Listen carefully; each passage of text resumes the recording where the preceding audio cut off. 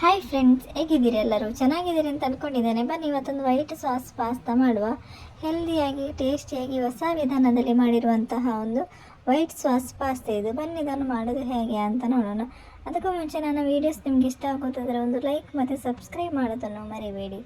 ಬನ್ನಿ, ಇಲ್ಲಿ ನಾನು 1 ಕಪ್ ಪಾಸ್ತಾ ಇಟ್ಕೊಂಡಿದ್ದೇನೆ. ಇದಕ್ಕೆ ಬೇಕಾಗಿರುವಂಥ ವೆಜಿಟೇಬಲ್ಸ್ ಇಟ್ಕೊಂಡಿದ್ದೇನೆ. ಬನ್ನಿ ಪಾಸ್ತಾ ಮಾಡೋದು ಹೇಗೆ ಅಂತ ನೋಡೋಣ. ಇಲ್ಲಿ ನಾನು ಬಿಸಿ ನೀರು ಇಟ್ಕೊಂಡಿದ್ದೇನೆ. ಇದು ಚೆನ್ನಾಗಿ ಬಿಸಿಯಾಗಿದೆ. ಇದಕ್ಕೆ ನಾನು ಉಪ್ಪು ಹಾಕ್ತಾ ಇದ್ದೇನೆ ರುಚಿಗೆ ಬೇಕಾದಷ್ಟು. ನಂತರ ಇದಕ್ಕೆ 1 ಟೇಬಲ್ ಸ್ಪೂನ್ ಎಣ್ಣೆ ಕೂಡ ಹಾಕಿದ್ದೇನೆ. ಈಗ ಇದಕ್ಕೆ 1 ಕಪ್ ಪಾಸ್ತಾ ಹಾಕ್ತಾ ಇದ್ದೇನೆ. ನೀವು ಯಾವ ಪಾಸ್ತಾ ಬೇಕಾದರೂ, ಯಾವ ಡಿಸೈನ್ ಇದು ಪಾಸ್ತಾ ಬೇಕಾದರೂ ಹಾಕ್ಬೋದು. ನನಗೆ ಈ ಥರದ್ದು ಡಿಸೈನ್ ಸಿಕ್ಕಿದೆ. ಈಗ ಇದು ಚೆನ್ನಾಗಿ ಬೇಯಬೇಕು. ಸ್ವಲ್ಪ ಮಿಕ್ಸ್ ಮಾಡಿ ಇದನ್ನು ಚೆನ್ನಾಗಿ ಬೇಯಿಸ್ಕೋಬೇಕು. ನೋಡಿ, ಇದು ಬೆಂದಿದೆ.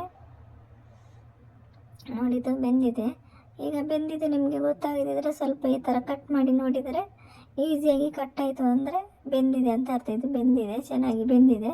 ಈಗ ಇದನ್ನು ಸೋಸ್ಕೋಬೇಕು. ನಾನೊಂದು ಸೋಸ್ಕೊಳ್ತಾ ಇದ್ದೇನೆ. ಒಂದು ಪಾತ್ರೆಗೆ ಹಾಕಿ ಸೋಸ್ಕೊಳ್ತಾ ಇದ್ದೇನೆ. ಈ ಸೋಸಿದ ನಂತರ ನಾವು ಇದಕ್ಕೆ ತಣ್ಣೀರು ಹಾಕಬೇಕು. ಈ ಥರ ಮೇಲ್ಗಡೆಗೆ ತಣ್ಣೀರು ಹಾಕಿ ಇಡಬೇಕು. ಇದು ಸೈಡಲ್ಲಿ ಇರಲಿ. ಇಲ್ಲಿ ನಾನು 2 ಟೇಬಲ್ ಸ್ಪೂನ್ ಎಣ್ಣೆ ಹಾಕ್ತಾ ಇರೋದು.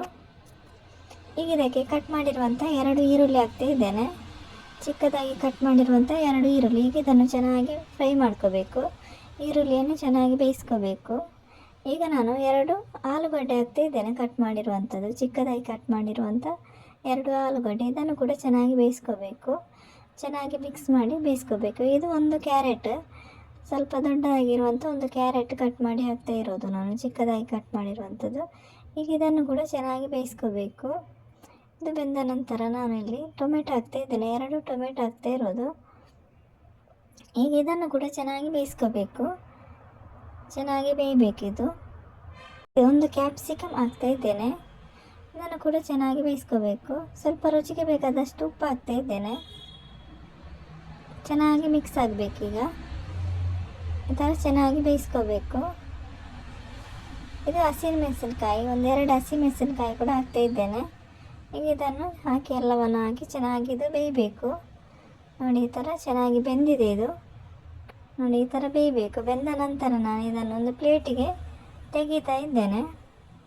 ಇದನ್ನೊಂದು ಪ್ಲೇಟಿಗೆ ಹಾಕ್ತಾ ಇದ್ದೇನೆ. ಇಷ್ಟು ಬೆಂದರೆ ಸಾಕಾಗ್ತದೆ. ಹಾಗೆ ನನ್ನ ವೀಡಿಯೋಸ್ ನಿಮಗೆ ಇಷ್ಟ ಆಗೋದಾದರೆ ಒಂದು ಲೈಕ್ ಮತ್ತು ಸಬ್ಸ್ಕ್ರೈಬ್ ಮಾಡೋದನ್ನು ಮರಿಬೇಡಿ. ಹಾಗೆಯೇ ಪಕ್ಕದಲ್ಲಿರುವ ಬೆಲ್ಲೈಕನ್ ಕೂಡ ಪ್ರೆಸ್ ಮಾಡಿ, ನಿಮಗೆ ನೋಟಿಫಿಕೇಷನ್ ಬರ್ತದೆ. ಹಾಗೆಯೇ ನಿಮ್ಮ ಫ್ರೆಂಡ್ಸ್ ಫ್ಯಾಮಿಲಿ ಜೊತೆ ಶೇರ್ ಮಾಡಿ, ಸಪೋರ್ಟ್ ಮಾಡಿ. ನೋಡಿ, ಇದು ತೆಗೆದಾಯಿತು. ಈಗ ನಾನು 1 ಟೇಬಲ್ ಸ್ಪೂನ್ ತುಪ್ಪ ಹಾಕ್ತಾ ಇದ್ದೇನೆ. ತುಪ್ಪ ಹಾಕಿದ ನಂತರ ನಾನು 1 ಟೇಬಲ್ ಸ್ಪೂನ್ ಮೈದಾ ಹಾಕ್ತಾ ಇರೋದು. ಈಗ ಇದನ್ನು ಚೆನ್ನಾಗಿ ಮಿಕ್ಸ್ ಮಾಡ್ಕೋಬೇಕು. ಮೀಡಿಯಂ ಫ್ಲೇಮಲ್ಲಿಟ್ಟು ಈಗ ಇದನ್ನು ಚೆನ್ನಾಗಿ ಇದು ಮಿಕ್ಸ್ ಆಗಬೇಕು. ಇದು ಚೆನ್ನಾಗಿ ಪೇಸ್ಟ್ ಥರ ಆಗಬೇಕು. ಚೆನ್ನಾಗಿ ಬೇಯಬೇಕಿದು. ನೋಡಿ, ಈ ಥರ ಚೆನ್ನಾಗಿ ಮಿಕ್ಸ್ ಮಾಡ್ಕೋಬೇಕು.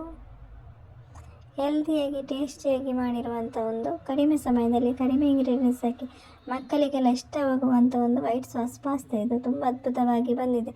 ರೆಸಿಪಿಯೊಮ್ಮೆ ಟ್ರೈ ಮಾಡಿ. ನಿಮ್ಮ ಅನಿಸಿಕೆ ಅಭಿಪ್ರಾಯಗಳನ್ನು ಕಮೆಂಟ್ ಬಾಕ್ಸಲ್ಲಿ ತಿಳಿಸಿ. ನೋಡಿ, ಈ ಥರ ಆಗಬೇಕಿತ್ತು, ಪೇಸ್ಟ್ ಥರ ಆಗಬೇಕು. ಮೀಡಿಯಂ ಫ್ಲೇಮಲ್ಲಿ ಈ ಥರ ಚೆನ್ನಾಗಿ ಇದನ್ನು ಮಿಕ್ಸ್ ಮಾಡ್ತಾ ಇರಬೇಕು. ಚೆನ್ನಾಗಿ ಬೇಯಬೇಕೀಗ. ನೋಡಿ, ಈ ಥರ ಬೇಯಬೇಕು ಚೆನ್ನಾಗಿದು. ಇದು ಬೆಂದ ನಂತರ ನಾನು ಸ್ವಲ್ಪನೇ ಹಾಲು ಹಾಕ್ತಾ ಇರೋದು. ನಾನು ಒಟ್ಟಿಗೆ 1 ಗ್ಲಾಸ್ ಹಾಲು ತಗೊಂಡಿದ್ದೇನೆ. ಹಸಿ ಹಾಲು ಸ್ವಲ್ಪನೇ ಹಾಕಿ ನೋಡಿಕೊಂಡು ಮಿಕ್ಸ್ ಮಾಡ್ಕೋಬೇಕು. ನೋಡಿ, ಈ ಥರ ನಮಗೆ ಎಷ್ಟು ಗಟ್ಟಿ ಬೇಕಾಗ್ತದೆ ಅಂತ ನೋಡಿಕೊಂಡು ಮಿಕ್ಸ್ ಮಾಡ್ತಾ ಇರಬೇಕು.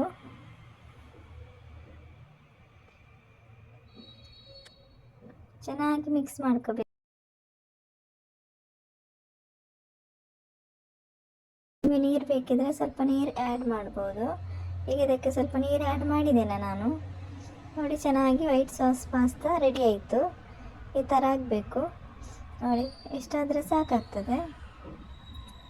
ಇದು ಕರೆಕ್ಟಾಗಿದೆ. ಈಗ ಇದಕ್ಕೆ ನಾವು ಬೇಯಿಸಿರುವಂಥ ತರಕಾರಿ ಹಾಕುವ. ನಾವೀಗ ಬೇಯಿಸಿ ತೆಗೆದಿಟ್ಟಿರುವಂಥ ವೆಜಿಟೇಬಲ್ಸ್ ಹಾಕ್ತಾ ಇದ್ದೇನೆ.